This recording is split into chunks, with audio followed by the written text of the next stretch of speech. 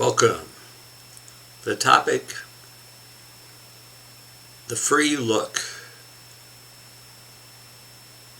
The letter of intent, LOI, sometimes called a memorandum of understanding or a term sheet, is where the business purchase gets real.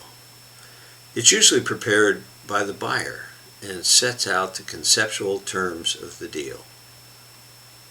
Price, or a mechanism for agreeing on the price, representations and warranties the seller will make, and the framework for the diligence investigation. When accepted and signed by the seller, it indicates that both parties wish to move forward, but often there is language in the document to indicate that it is not legally enforceable. The letter of intent may be accompanied by a deposit toward the purchase price, which might be forfeited under certain circumstances. Now, at this stage of the process, the focus has usually been more on the business and financial aspects of a prospective transaction, rather than on its legal aspects.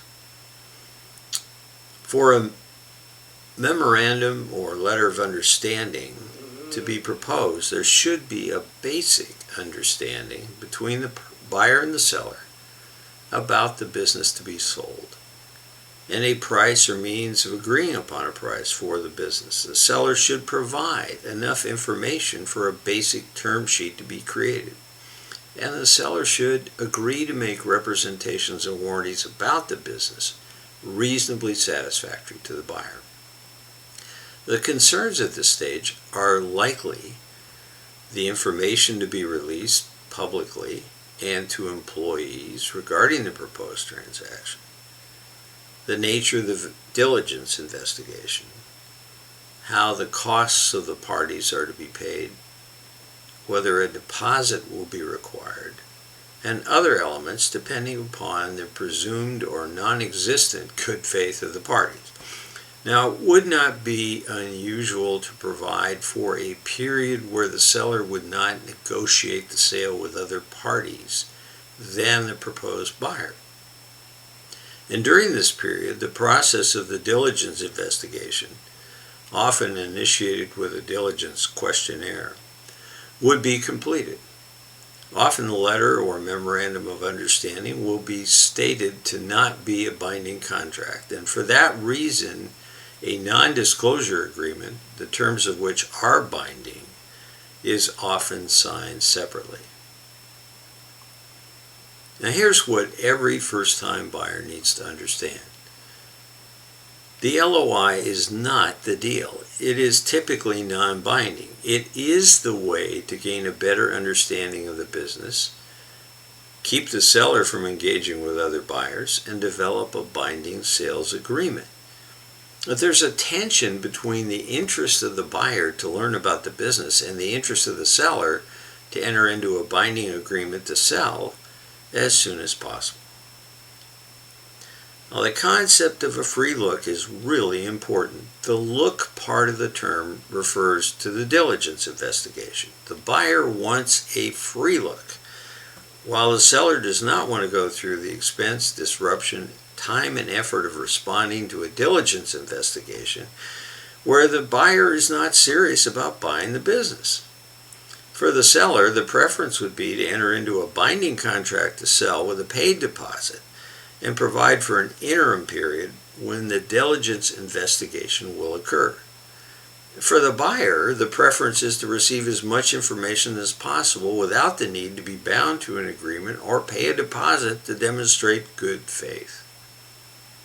The most important concept at the LOI stage is that of the free look.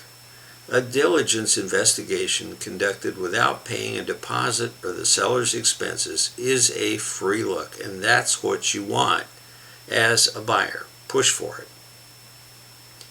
Before you sign anything, keep asking questions. Request financials, tax returns, contracts, employee records, whatever you can get.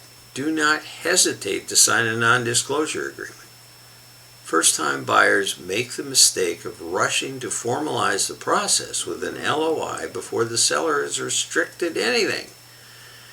You can learn an enormous amount before a formal diligence investigation ever begins.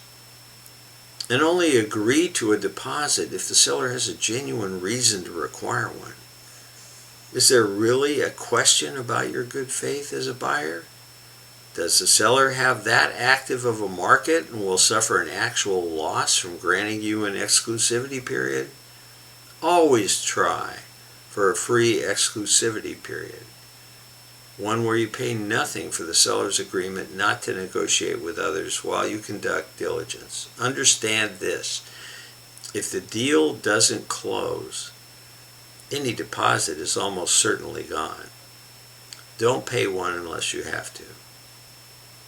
If the diligence investigation reveals information that differs from what the seller originally represented, the deal terms should be adjusted to reflect reality. The non-binding LOI gives you the room to do that.